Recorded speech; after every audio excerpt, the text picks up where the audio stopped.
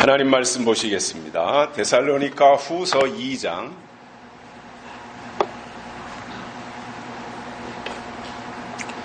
데살로니가 후서 2장 4절입니다.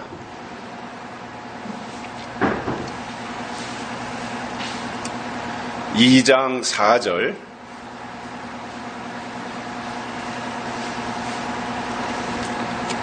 저는 대적하는 자라 범사에 일컫는 하나님이나 숭배함을 받는 자 위에 뛰어나 자존하여 하나님 성전에 앉아 자기를 보여 하나님이라 하느니라. 아멘. 더운 날씨에 지난 한 주간 동안도 평안히 잘 지내셨지요? 그동안 한국교회가 세계 유례 없을 정도로 열심히 기도하고 전도해서 세계가 깜짝 놀랄 만큼 커다란 부흥을 일궈냈습니다. 6.25 전쟁의 폐허 속에서 일궈낸 값진 결과물이고, 또 일본의 36년 식민지 통치 이후에 우리 국민들이 의지를 가지고 힘쓰며 만들어낸 놀라운 성과이기도 합니다. 그래서 한편으로는 자랑스럽기도 하고 매우 고무적인 일이라고 평가를 할 수 있습니다. 그러나 다른 면으로 보면 교회에 모인 사람들에게 어떤 형편과 처지에서 교회에 왔더라도 교회에 모인 사람들을 이렇게 잘 추스리면서 그들 한 사람 한 사람에게 강도 높은 성경 교육을 시켜서 하나님의 뜻이 무엇인지를 깨닫고 하나님의 뜻에 맞추어 갈 수 있도록 했어야 한다는 말입니다. 그런데 이런 것은 다 외면하고 교회가 순종 훈련만 시키다 보니 믿는 사람들이 오합지졸이 되고 말았던 것입니다.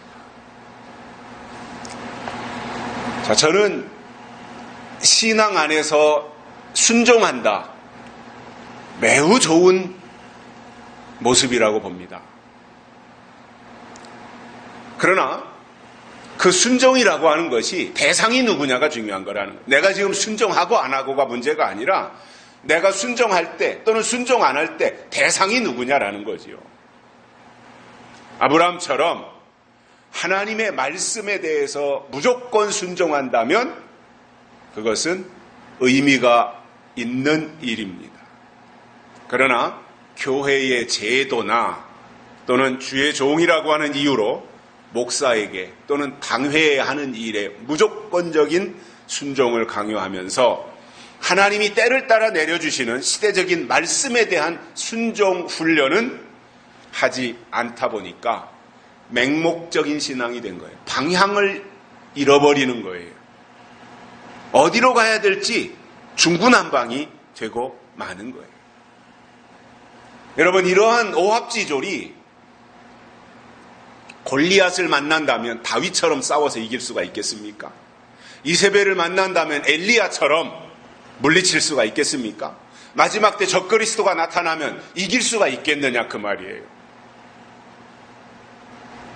겉은 화려해 보이지만 속은, 내용은 아무것도 들어있지 않아서 속빈 강정이라면 그것은 아무짝에도 쓸모가 없고 하나님께서도 그러한 신앙을 원치 않으십니다.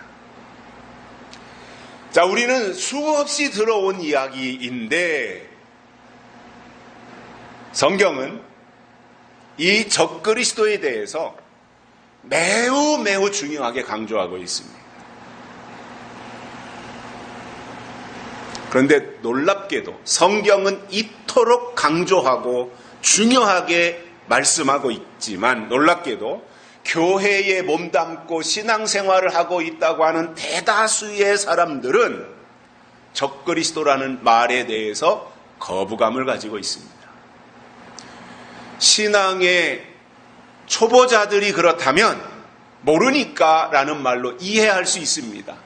그런데 교회의 중직, 그것도 교회의 어른에 해당하는 권사님들이나 장로님들이 적그리스도에 대해서 떨떠름하게 생각하고 그 말 자체, 그런 표현을 하는 것 자체가 신앙이 좀 이렇게 뒤떨어진 사람 취급을 한다라는 것은 비정상적이라고 생각을 합니다.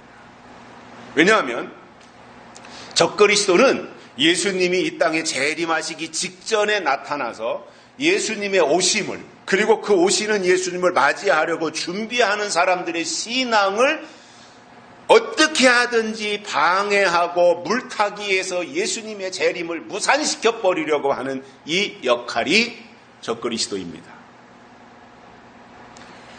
그렇다면 하나님 편에 서 있는 하나님의 사람들은 적그리스도에 대해서 당연히 알아야 돼요. 이건 필수예요. 그리고 안 이후에 그거에 대해서 대비를 잘 해야 하는데, 그러한 방향의 설교, 즉 적그리스도와 관련된 설교를 하는 것도 싫어하고 그러한 설교를 듣는 것에 대해서도 거부감을 가진다면 그것은 신앙이 심각하게 병들어 있다는 증거입니다. 육신이 병들었다고 하는 것은 뭐예요? 균형이 안 맞는다는 거예요. 내 건강의 균형, 비타민이나 미네랄이나 단백질이나 지방이나 이런 것들이 잘 균형을 이룰 때 내가 건강을 유지하는데, 이게 한쪽으로 기울어 버린다라고 하면, 치우쳐 버린다고 하면 병드는 것처럼 신앙도 예수님의 십자가와 예수님의 부활과 예수님의 다시 오심, 이 세 가지 기둥이 적절하게 균형을 유지해야 건물이 견고하고 튼튼하게 설 수 있는데, 재림 부분에서 현저하게 부실하고, 재림 가운데서도 예수님의 재림하신다 이것은 아는데 그 직전에 나타날 적그리스도의 활동과 역사와 미혹과 이런 것에 대해서 전혀 알지 못하고 그거에 대해서 말하지도 않았고 들은 적도 없다면 그 신앙은 무너질 수밖에 없는 거예요. 부실하기 때문에 그렇습니다. 저는 오늘 이 자리를 통해서 다시 강조드리는데, 예수님 재림 직전에 나타나서 방해 부리는 가장 큰 세력이 적그리스도이고, 이것을 모르면 그 사람은 예수님의 재림하고는 아무런 상관이 없다라는 겁니다. 다시 말씀을 드려서 적그리스도가 이 땅에 나타나기 전에 적그리스도가 누구인지에 대해서 충분히 듣고 인지하고 알아서 적그리스도가 나오면, 적그리스도는 이러한 일을 한다고 했으니 그것을 예의주시하면서 내 신앙을 잘 관리해야 적그리스도에게 포섭되지 아니하고 하나님이 주신 신앙을 끝까지 지켜낼 수 있는데, 적그리스도를 모르면 그것은 하나님 중심의 신앙이 절대 아니라는 말이에요. 엄밀한 의미에서 영적으로 적그리스도를 분별하지 못하고 적그리스도를 물리치지 못해서 적그리스도의 영향력 안으로 나도 모르는 사이에 흡수되어서 그 속으로 들어가 버린다면 그는 다시 오시는 예수님을 맞이할 수 없습니다. 그런데도 이렇게 중요한 것을 오늘 이 시대의 교회나 목회자들이 알려주지 않고, 또 교인들도 그런 거에 대해서 별 관심이 없다 보니 피차에 준비하고 대비하는데 문제가 생기는 겁니다. 그래서 적그리스도에 대해서는 이것도 될 일이니까, 예언에 속하는 말이니까 저는 그렇게 생각해요. 아직 적그리스도가 나타나지 않았다고 생각을 해요, 저는. 물론 증상은 있고 징조는 충분히 있어요. 그러나 아직 성경에 말하는 적그리스도가 나타나서 활동하는 시점으로 들어가지 않았다. 왜냐? 거짓 선지자가 나오고 나서 적그리스도가 나오거든요. 그래서 거짓 선지자는 적그리스도의 어미라 그랬어요. 어미가 나와서 모든 여건을 다 조성해 놓고 그리고 새끼를 낳은 게 그게 적그리스도가 되는 거거든요.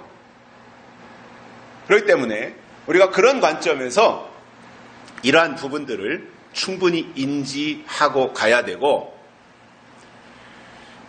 그렇기 때문에 이 적그리스도에 대해서는 나타나기 전에 정체에 대해서 알려주고, 또 어떻게 내가 그것을 대응하고 어떻게 해야 내가 적그리스도를 이겨낼 수 있는지에 대해서 설명을 해주면 적그리스도를 내가 아무렇지도 않게 물리쳐버릴 수 있지만, 그런 것에 대해서 한마디도 알려주지 않고 무조건 믿기만 하라고 한다면 그 신앙은요, 절대로 적그리스도를 이겨낼 재간이 없고, 그리고 적그리스도를 이기지 못하면 다시 오시는 예수님을 맞이할 수 없습니다.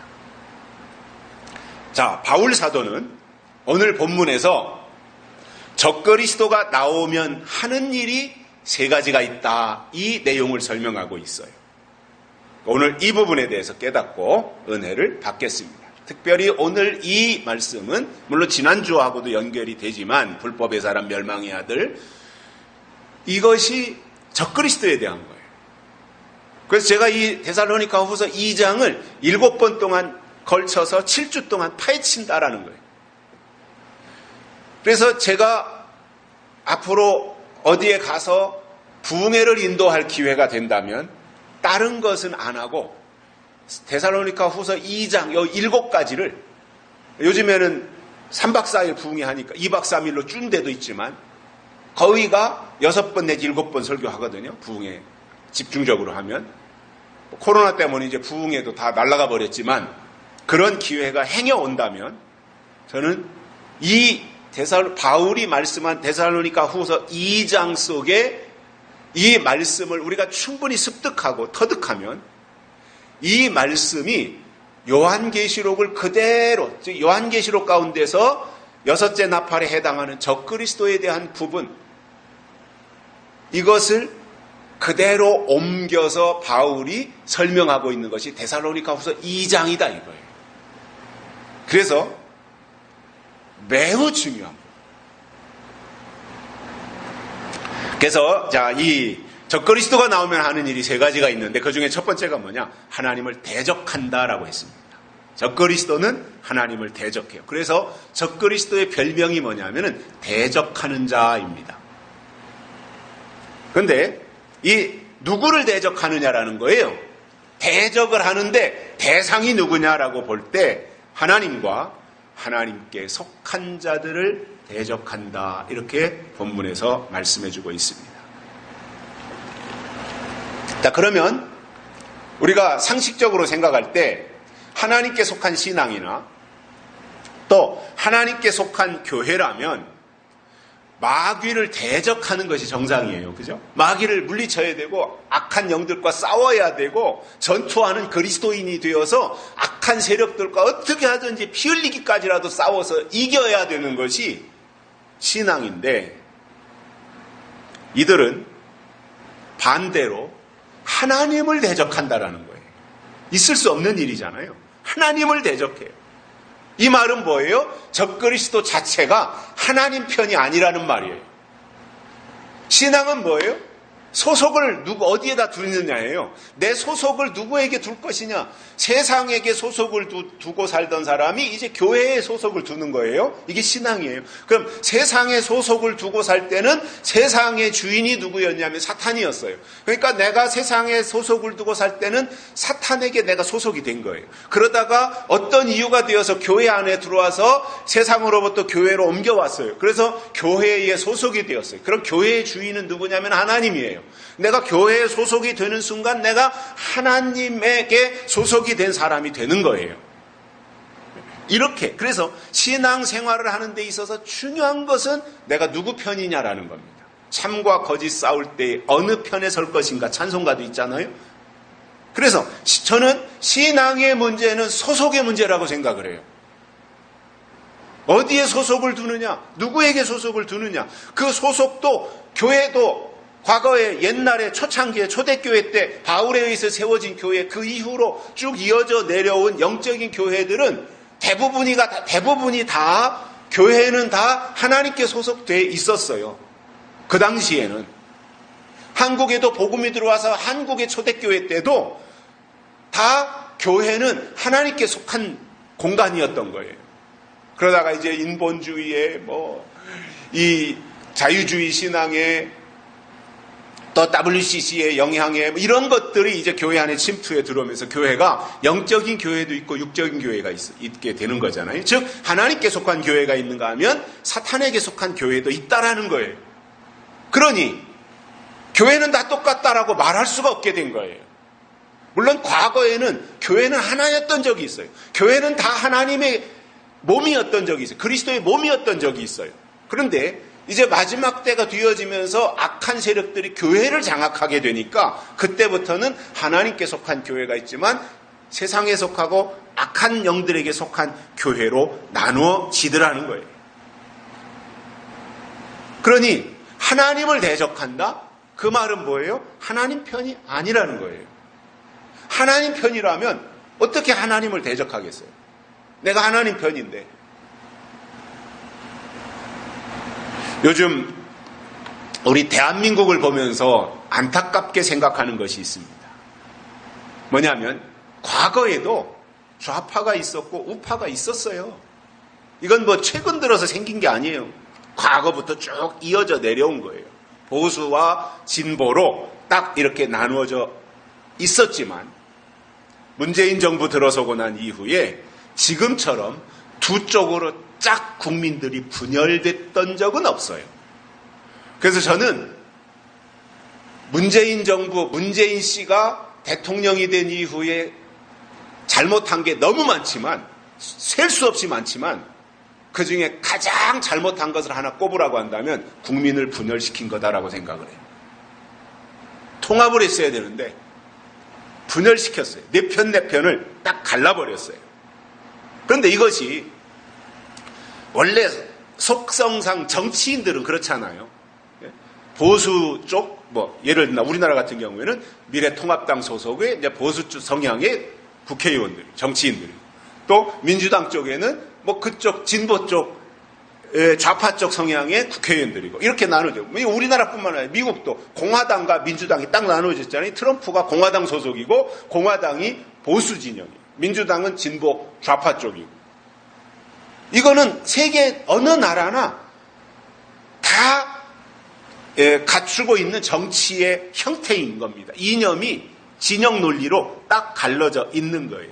그런데 정치는 그렇다 쳐요. 왜냐? 정치적 속성 때문에. 그런데 국민들이 정치 성향에 따라서 딱 갈라졌어요.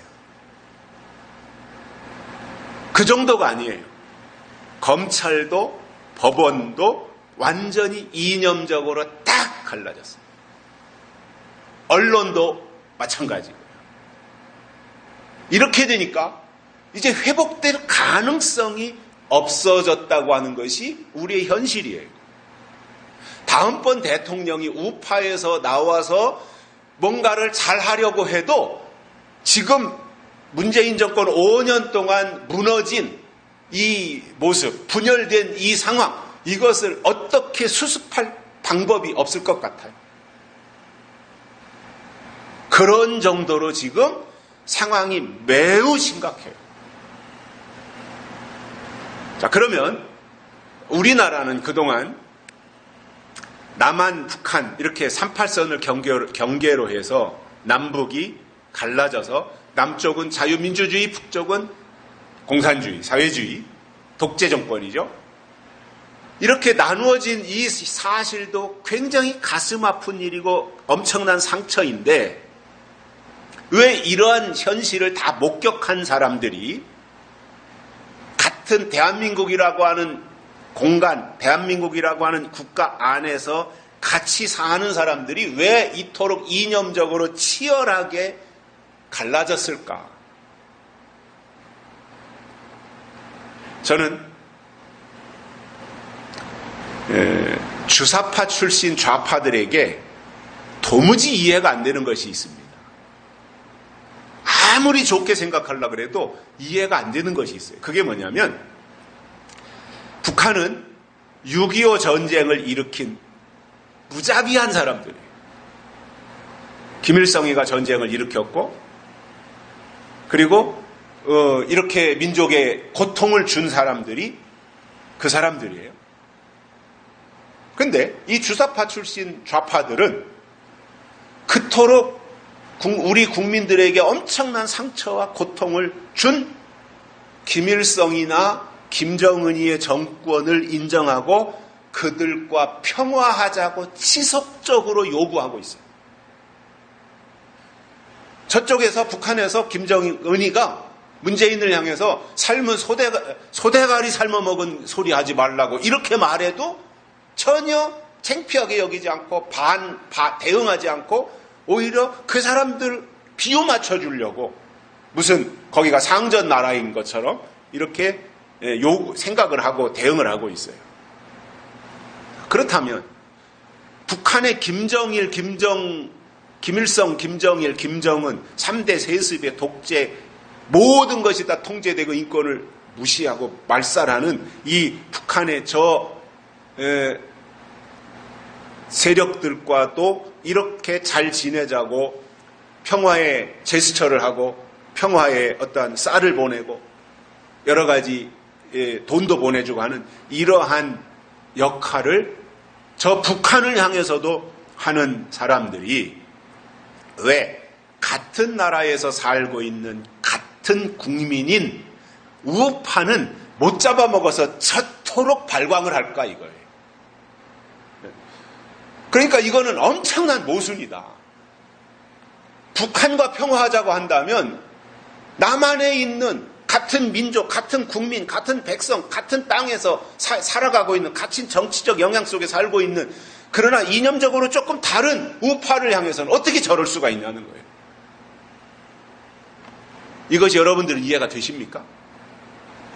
저는 정상이 아니다 이렇게 생각을 해요. 정상적 사고를 가진 사람들이 아니다 저 사람들은. 우리나라에 돌이킬 수 없는 엄청난 상처를 줬고 이념과 가치관이 전혀 다른 북한의 빨갱이 정권과는 손을 잡자고 저토록 애걸하면서 왜 같은 나라 안에서 살고 있는 우파에 대해서는 못 잡아먹어서 저토록 으르렁대고 있을까 그거예요. 이 부분에 대해서 저는 어느 날 곰곰이 생각을 해봤어요. 왜 그럴까? 저 사람들의 뇌 구조가 어떻게 됐을까? 저 사람들 뇌 속에는 나사가 풀렸나? 왜 저런 사고를 가지고 살아갈까? 이 부분에 대해서 곰곰이 생각을 해봤어요. 왜일까? 이산가족의 아픔을 이토록 만들어내고 그 이후로도 뭐 도끼만행 사건이라든가 또 우리 국민들을 납치해 간다든가 우리 국민들을 판문점 근처에서 총으로 쏴서 박강자 씨인가요? 죽이기도 하고 하여튼 여러 가지 셀 수 없을 정도로 많은 고통을 안겨준 그러한 사람들인데 그까지 진영 논리가 뭐라고 선거 때는 그랬더라도 선거 끝나면 다시 아우러서 한 국민으로 서로 인정하고 존중하고 이렇게 살아가야 되는데 왜 못 잡아먹어서 저러고 있을까? 왜 좌파는 북한과는 손잡자고 평화하자고 하면서 우파는 저토록 미워하고 탄압할까? 여러 가지 이유가 있겠습니다만은 저는 그것을 신앙적으로 생각을 해봤어요. 그랬더니 요한계시록에서 보니까 예수님이 재림하실 때가 되면 모든 것이 다 둘로 나눠진다.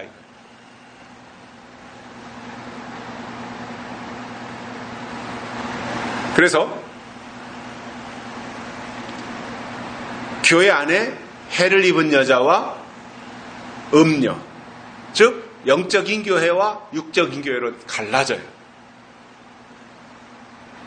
복음, 이것을 이제 일반적인 의미로 표현하면 복음적인 교회와 인본적인 교회, 이것으로 교회가 딱 나눠지게 되어 있어요.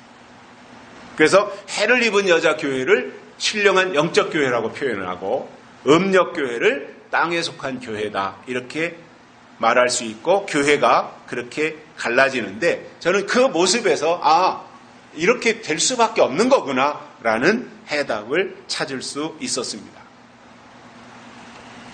자, 교회, 하나님의 사랑을 말하고 우리가 같은 구원받은 천국 백성이라고 같이 말하고, 교파는 달라요. 어떤 사람은 장로교인, 어떤 사람은 감리교인, 어떤 사람은 순복음, 이렇게 교단은 다를지라도 우리가 다 하나님의 자녀이고 예수 그리스도로 말미암아 우리가 그 피의 공로로 죄사함을 받아서 천국 백성이 된, 우리는 한 피바다 한 몸 이룬 형제들이다, 이렇게 교회가 말을 해야 되고, 과거에는 그렇게 해왔는데, 교회에서 먼저 뭔가 복음적인 교회와 인본주의 교회가 대립하기 시작해가지고 서로 인정을 안 하는 거예요.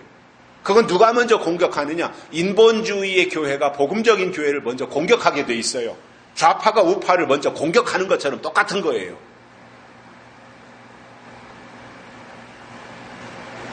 그래서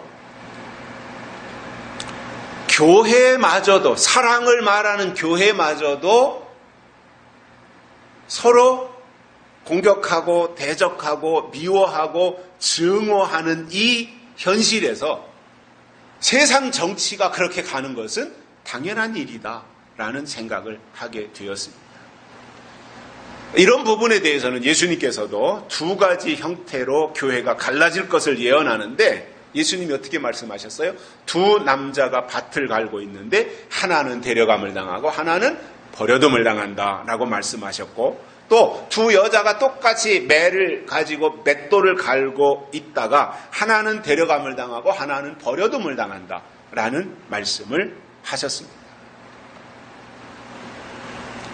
열처녀의 비유도 있고요. 근데 그것이 비율적으로 5대5라는 이야기는 아닙니다. 하나는 데려가고 하나는 남아 있으니까 5대5라는 비유는 아니고, 데려감을 당하는 신앙이 있고 버림을 당하는 신앙이 있다는 거예요. 이 두 가지 형태가 다 교회 안에서 일어난다는 거예요. 하나님이 데려가는 신앙도 교회 안에서 나오고, 하나님이 내버리는 신앙도 교회 안에서 나온다 이거예요. 그렇다면 우리가 마지막 때 어떤 신앙생활을 어떻게 해야 되느냐라고 하는 중차대한 문제에 봉착하는 겁니다. 이 부분에 대해서 해답을 내리지 못하면 그는 100% 적그리스도에게 소속이 될 겁니다. 이미 된 사람들이 부지기수일 거고요. 아직 안 됐다면 앞으로 그렇게 넘어갈 거예요.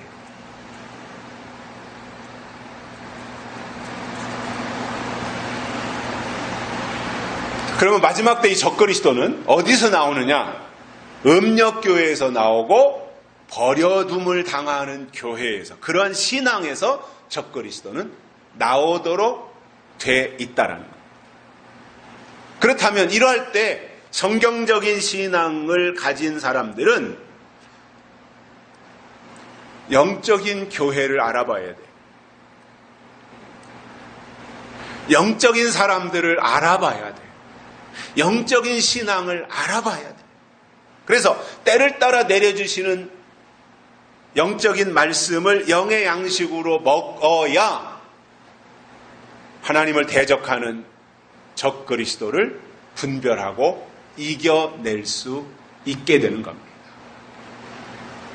두 번째로는 적그리스도는 하나님보다 뛰어나다고 자존한다, 이렇게 되어 있어요. 내가 하나님보다 더 뛰어난 사람이야. 스스로를 높이는 거예요. 자존한다라는 거예요. 자, 그러면 이 높인다는 것은 그렇잖아요. 무슨 공로가 있다든가, 국가를 위해서, 국가가 망해갈 때 그 국가를 살려내는 1등 공신이 됐다든가, 중요한 어떤 역할로 인해서 이타적인 일의 결과가 매우 커서 남들이 높여주는 것, 이게 진정한 높임이죠. 다른 사람들이 이렇게 저분은 참 큰 일을 하신 분이야, 자, 지금도 우리가 이순신 장군을 이렇게 높이잖아요. 왜냐? 우리나라가 다 왕이 성종 때인가요? 다 무너져서 나라가 완전히 이제 일본 앞에서 무너질 때 13척의 남은 배를 가지고 일본군을 물리치는 이 승전보를 이루어서 나라를 지킨 그 역할이 이순신 장군이죠. 모함도 엄청 당했고, 모함당해서 전쟁 중에 불려가서 감옥에도 갇혔고, 그럼에도 그런 거에 대해서 섭섭함이나 이런 거 없이 배신 때리지 않고 다시 복귀해서 여전히 나라를 지키는 그 일에 헌신한 분이 이순신이죠. 이순신 속에 머릿속에 있어요.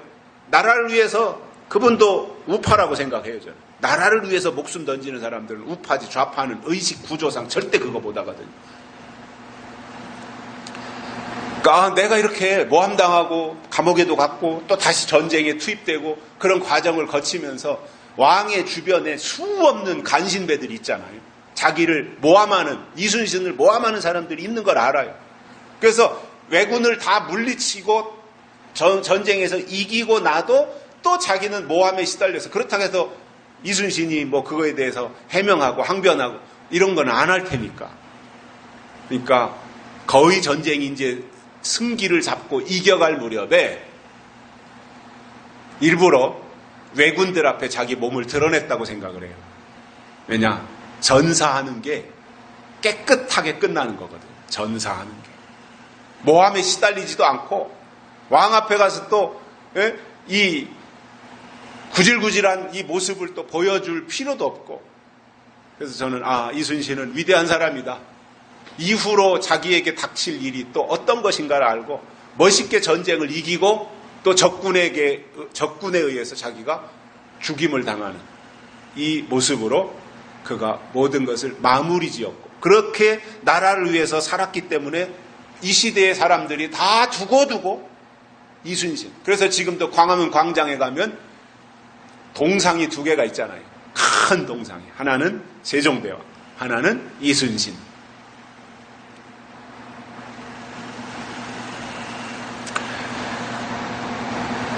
그런데 이렇게 주변에서 큰 역할을 해서 이렇게 떠받들어 줘야 되는데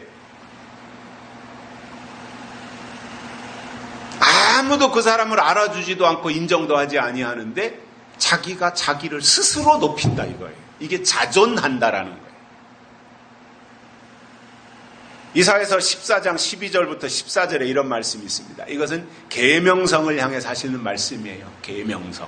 이 계명성이라는 것은 타락한 천사를 이사야가 그렇게 표현을 했는데, 이 계명성이 뭐라고 말하느냐? 우리가 하늘에 올라가서 뭇별 위에다가 자기의 보좌를 높이겠다. 이 얼마나 건방지고 이 시건방진 노릇이에요. 자기가 이렇게 별 위고 별보다 더 높은 꼭대기에 올라가서 거기다 자기의 보좌를 만들어서 자기 스스로 이렇게 높이겠다.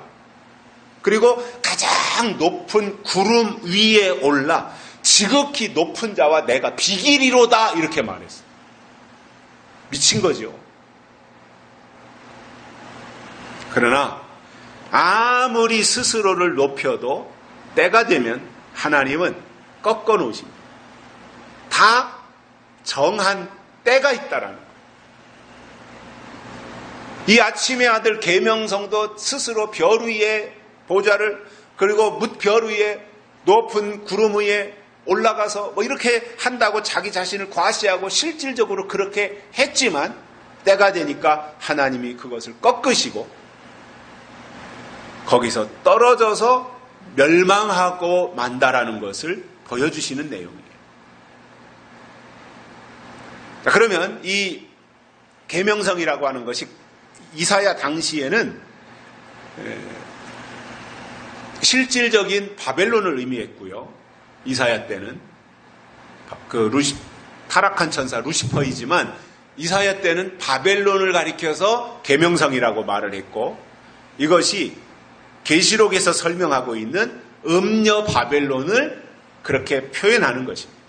그러니까 이 계명성이 이렇게 자기를 높인 것처럼 마지막 때 음녀 바벨론이 나타나면 교만의 극치를 달릴 것이다. 자기를 하나님보다 뛰어나다라고 말하고 있는 이 적그리스도에 대해서 그렇게 설명을 하고 있다는 거예요. 제가 가장 꼴불견으로 생각하는 사람들이 있어요. 뭐냐면 별것도 아닌데 자기 주제도 모르고 자기가 자기를 스스로 높이는 사람들을 보면 참 꼴불견이라고 생각이 들어요. 그것도 세상 사람들이 그런다면 세상 사람들이야 그런 재미로 그런 맛으로 살고 자기를 자랑하는 재미로 세상 사람들은 사니까 그렇다 치더라도 하나님의 말씀을 증거해야 될 설교자들이 자기를 치장하고 또 자기를 과시하며 자기 자랑질이나 늘어놓는다면 그는 소속을 의심할 수밖에 없다라는 겁니다. 여러분, 적그리스도가 나오면 자기를 높이는데 아무것도 없는 빈 깡통이 자기를 높인다고 해서 계속 높아지기만 하겠냐라는 거예요. 지난주에도 말씀드린 것처럼 예수 그리스도를 반대하고 방해하기 위해서 나오는 것이 적그리스도다 이거예요. 예수 그리스도냐 적그리스도냐 이거에 대해서 마지막 때 교회가 분별을 못한다면 그것은 심각한 문제가 생기는 거예요. 그런데 문제는 뭐예요? 적그리스도가 마지막 때 교회에서 나온다는 사실이죠. 그러니까 예수 그리스도께서도 교회를 통해서 교회에서 일하시고 적그리스도도 교회에서 나와서 교회에서 활동하고 그러니 믿는 사람들의 입장에서는 어느 그리스도가 진짜냐 이거예요. 예수 그리스도가 진짜냐 적그리스도가 진짜냐 이게 신앙의 높이를 갖추지 않으면 어떤 종합적인 신앙 시스템이 만들어지지 않으면 분간하기가 참 어려워요.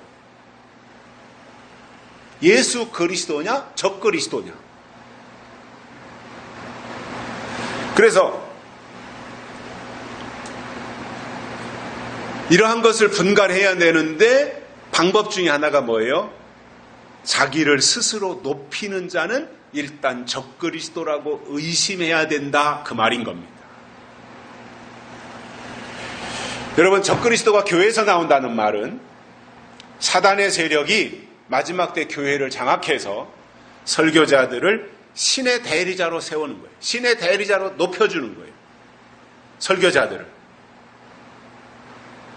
그런데 이렇게 높일 때 적그리스도가 높여줄 때 절대로 이 시시한 사람들이 아니라 대단한 규모와 유명세와 영향력을 가진 사람들을 선택해서 높여준다 이 말이에요.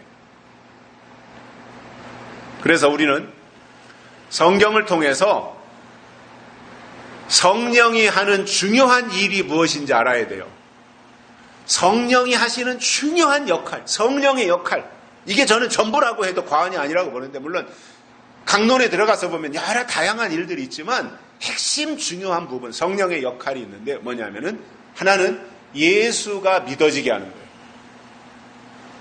예수님이 믿어지게 하는 거, 이게 성령의 첫 번째 역할이에요. 두 번째는 뭐예요? 성경이 깨달아지게 하는 거예요.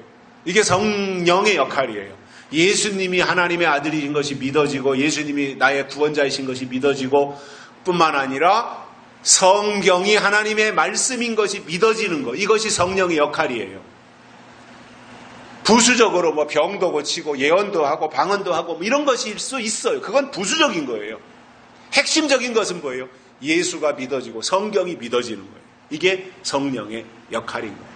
그래서 하나님의 영이 우리에게 오시면 그는 어떤 경우도 하나님을 버리고 적그리스도를 선택하지 않는다는 것. 세 번째로는 적그리스도가 나오면 자기를 보여 하나님이라 한다 이렇게 말씀하고 있습니다. 내가 하나님이다 그 말을 한다는 거예요. 그래서 적그리스도는요 나타날 때가 무르익으면 그때 드디어 등장을 해요. 아무 때나 불쑥불쑥 나오는 게 아니라 두더지처럼 아무 때나 나오는 것이 아니라 자기가 나올 때를 알아요. 매미가 그 생존 기간이 7일이라 그러더라고요. 7일. 매미가 나와서 이제 밖에 나와서 7일 살고 새끼를 낳고 알을 낳고 죽는 거예요. 7일. 그런데 이 7일을 매미가 살기 위해서 땅 속에서 5년에서 7년을 살아요. 군뱅이가 매미가 되는 거잖아요.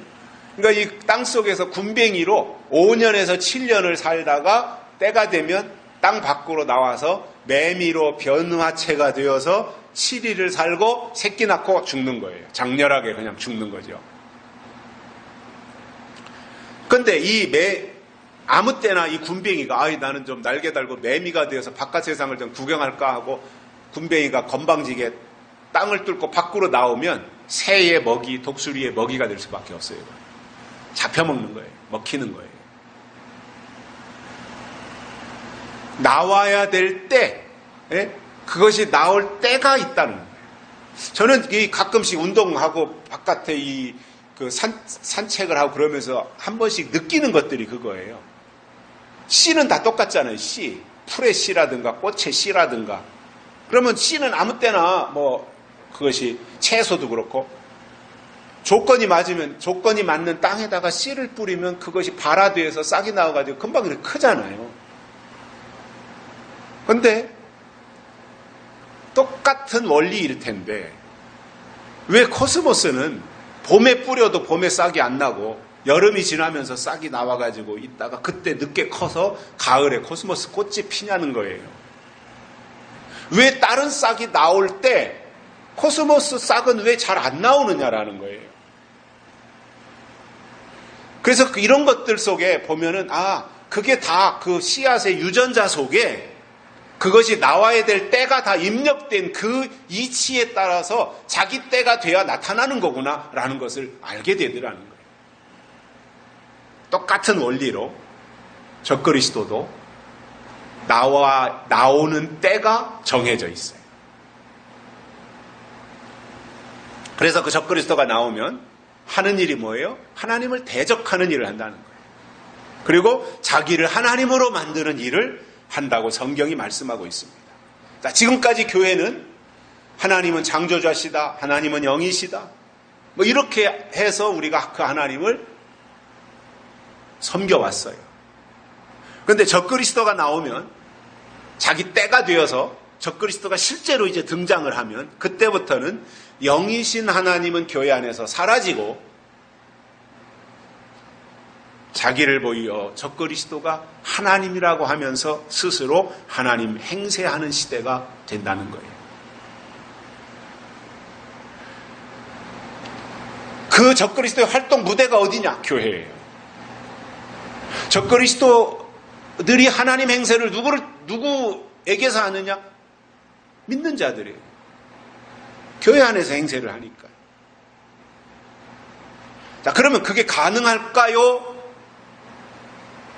과연 지금 이와 같은 이 지식이 발달하고 모든 것이 다 이렇게 첨단 시대를 살고 있는 이 시대 속에서 과연 사람이 나타나서 내가 하나님이라고 말할 때 거기에 사로잡혀서 끌려간다라고 하는 것이, 그래서 사람을 하나님으로 섬기는 그 일이 과연 가능할까요? 라고 생각할 수 있어요. 그게 먹힐까요? 라고 생각할 수 있어요. 저는 충분히 먹힌다라고 생각합니다.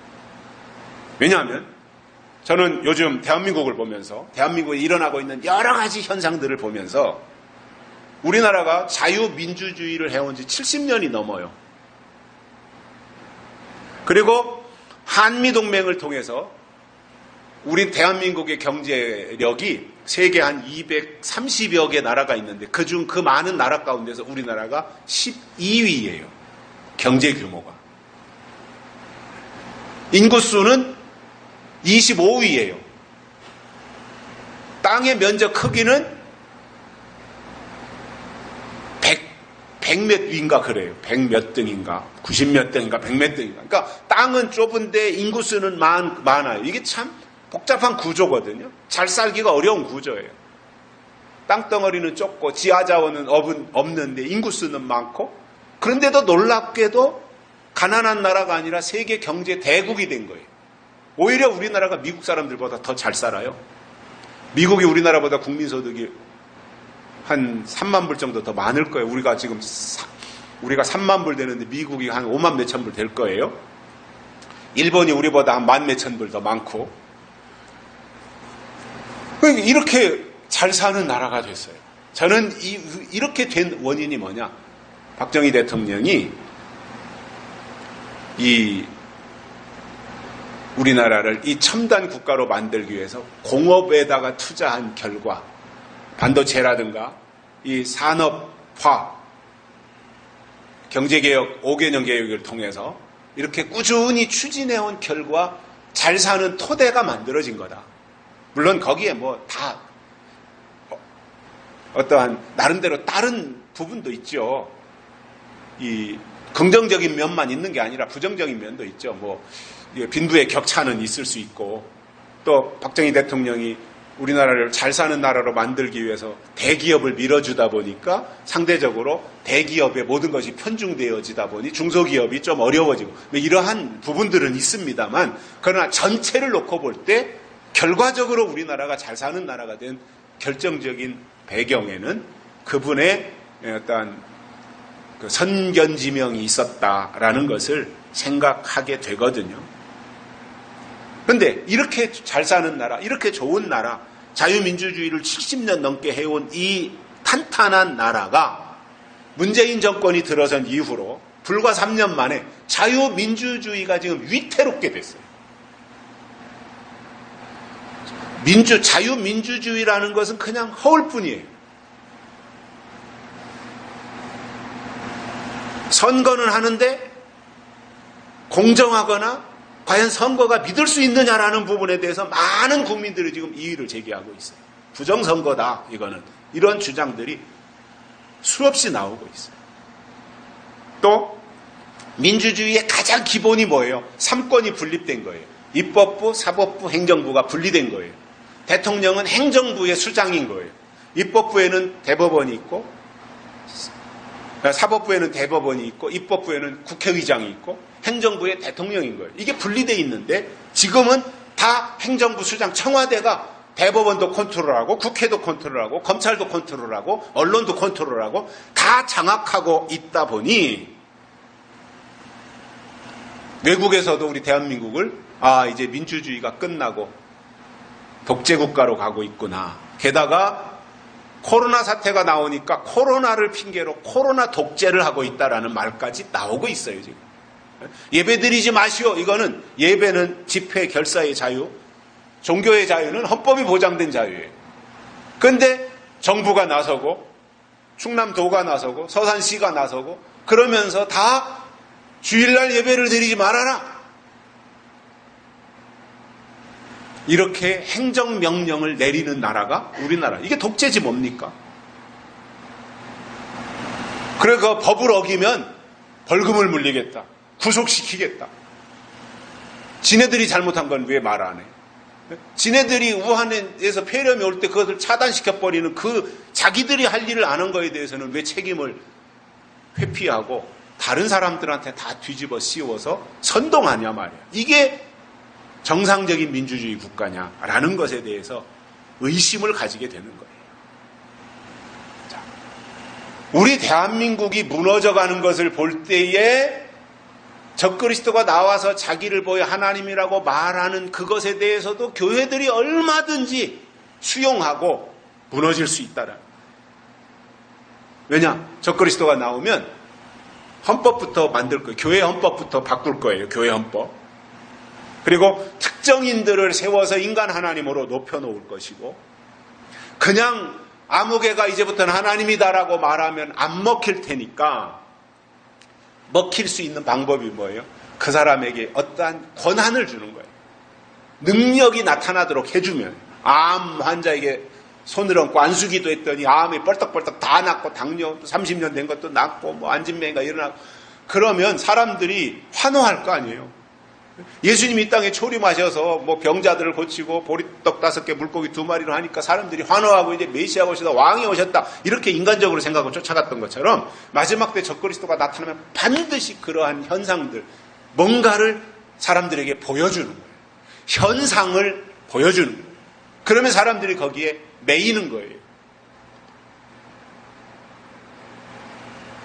그래서 영혼을 다 갉아먹는 영혼 사냥꾼으로 적그리스도가 나타나게 될 겁니다. 그래서 예수님이 이 땅에 재림하시기 전에 마지막 장애물이 적그리스도인데 이기는 길은 적그리스도의 정체가 무엇인지에 대해서 성경을 통해 정확하게 알고 있으면 아무리 적그리스도가 자기 때에 나타나서 하나님을 대적하고 자기 자존해서 자기를 보여 하나님이라고 말을 한다고 할지라도 성경 지식, 하나님을 아는 지식을 분명하게 가지고 있으면 그는 적그리스도에게 넘어가지 않아요. 호세아서 4장 6절에 이런 말씀이 있습니다. 내 백성이 지식이 없어서 망하는도다. 호세아의 탄식이에요. 내 백성이 지식이 없어서 망하는도다. 똑같아요. 지금도. 하나님의 백성이라고 하면서 하나님이 주신 마지막 지식이 없으면 적그리스도에게 다 속아 넘어가요. 저는 제가 잘났고 제가 잘하고 저만 옳고 이 얘기를 하자는 게 절대로 아니에요. 적그리스도가 이러한 때에 이런 식으로 나타나서 새로운 지식을 신지식을 알려주지 않고 묵은 지식, 과거의 지식만 가지고 말하면서 영혼을 다 사냥해가는 이 모습으로 전락될 것을 제가 다른 사람보다 한 발짝 먼저 알았기 때문에 이러한 일들이 나타날 때 적그리스도에게 속지 말고 지금까지 지켜온 믿음의 토대 위에서 다시 한번 우리의 신앙을 강화시켜가지고 업그레이드 시켜가지고 다시 오시는 예수님을 맞이하는 신앙의 자리로 나아가자는 것이지 다른 이유 없어요.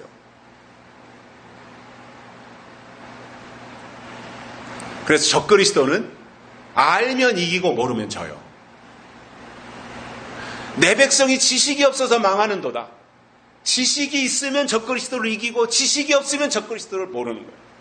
세상 지식이 아니라 성경 지식, 하나님을 아는 지식, 특별히 요한계시록에 나오는 예언의 말씀의 지식, 이것이 있으면 적그리스도는 아무리 활개치며 내가 하나님이라고 큰 소리 친다고 할지라도 거기에 속지 않습니다. 결론적으로 적그리스도가 나오는 목적은 이 땅의 교회와 믿는 자들 속에 침투에 들어가서 거짓 것을 심어놓고 다시 오시는 예수님이 새하늘과 새 땅을 만드시는 그 일을 방해 부리고 이루어지지 못하게 하기 위해서 나오는 것이 적그리스도예요. 그래서 영원히 이 세상 나라가 사탄의 왕국이 되도록 하려는 것이 적그리스도의 목적이에요.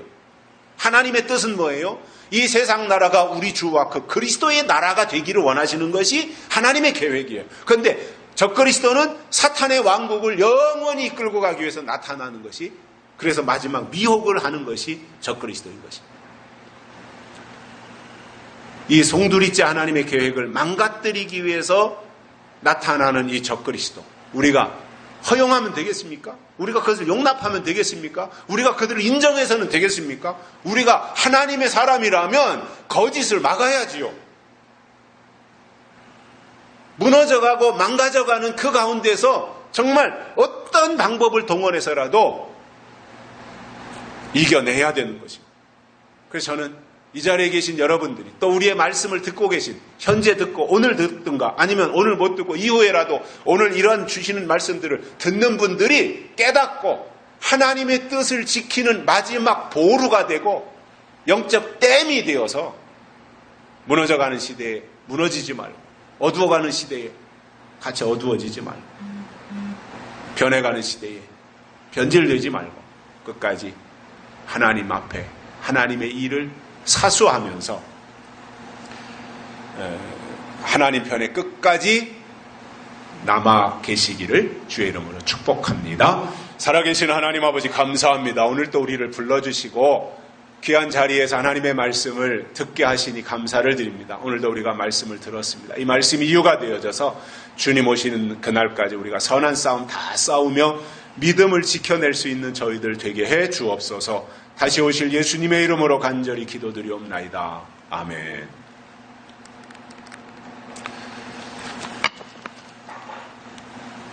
(434장입니다)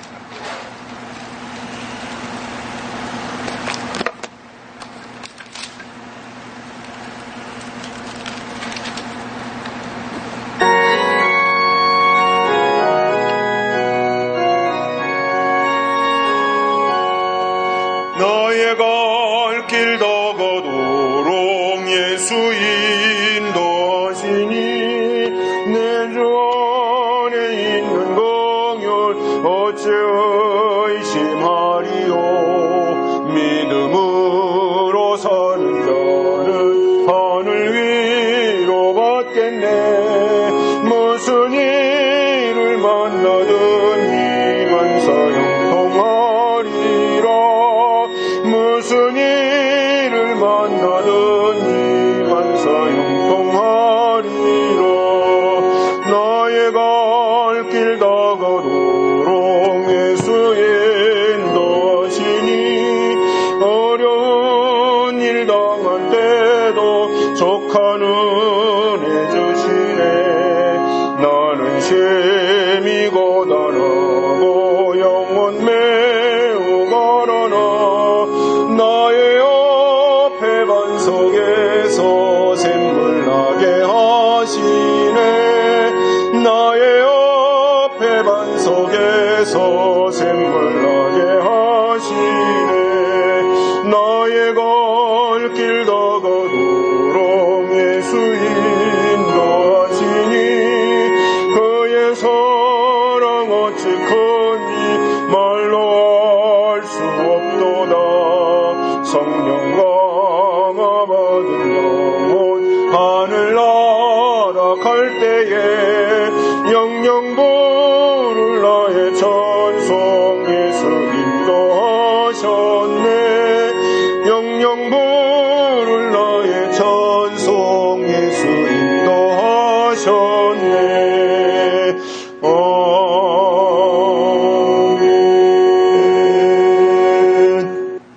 하나님 감사합니다. 오늘 또 우리를 불러주시고 하나님의 말씀을 듣고 깨닫게 해주시니 감사를 드립니다. 무엇보다 우리 속에 하나님을 대적하기 위해서 나타나는 적그리스도의 정체에 대해서 분명하게 알고 그것을 용납하거나 허용하지 아니하며 끝까지 하나님의 사람으로 싸워서 물리치고 이길 수 있는 저희들 되게 하시되 그러기 위해서 우리에게 하나님이 주신 성경 지식이 필요하오니 우리에게 채워주시고 깨닫게 하시어서 하나님의 말씀에 끝까지 사로잡혀 인도함 받는 저희들 되게 해 주옵소서. 하나님께 헌금을 드렸습니다. 우리의 손길을 복되게 하시고 하나님의 일에 아름답게 사용될 수 있도록 도와주시며 필요할 때마다 하나님의 채워주시는 역사를 현장에서 경험하는 은혜를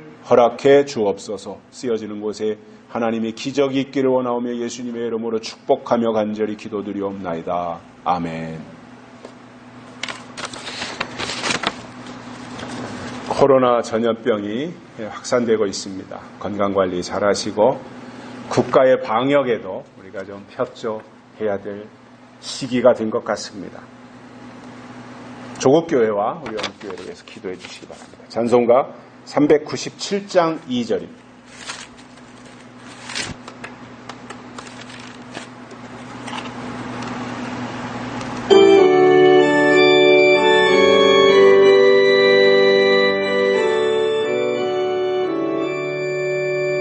온 일념하게 게을러 큰 죄에 빠지니 진리로 띠를 띠고서 늘 기도드리세. 참 믿고 의지하면서 겁없이 나갈 때 주 예수 믿는 힘을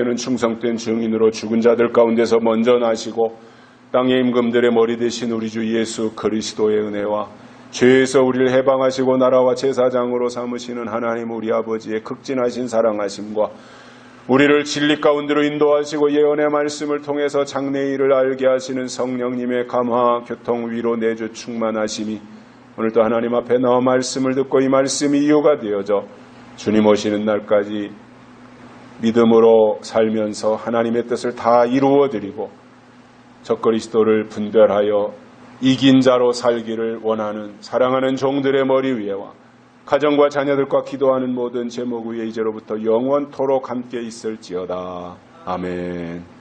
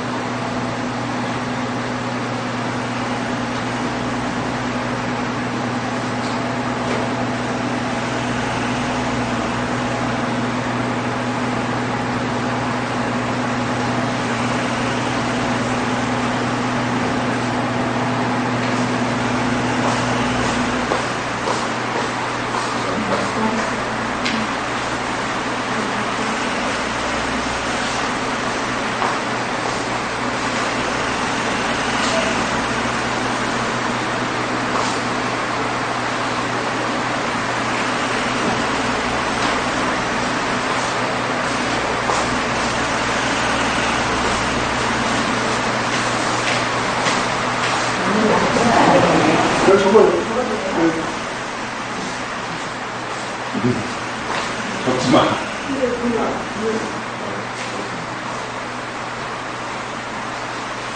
귀찮다니까 사진 찍어. 우리 말같은 게 아니고 어떻게 하려고 그러잖아요. 그러니까 어떻게 안 돼.